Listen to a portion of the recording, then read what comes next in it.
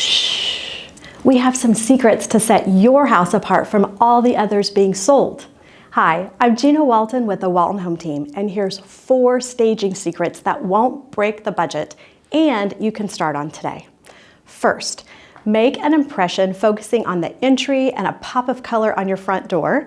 Maybe even add a new entry light for that first impression once you step inside. 2, clarify that each room has a specific purpose, like finding the treadmill in your primary bedroom a different location. 3, consider the scale, texture, and tone of each room, aka remove all that clutter and extra furniture that's not needed.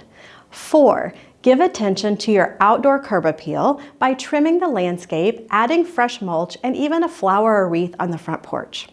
Please comment below for a favorite fall room refresh that you enjoy doing to add a new look.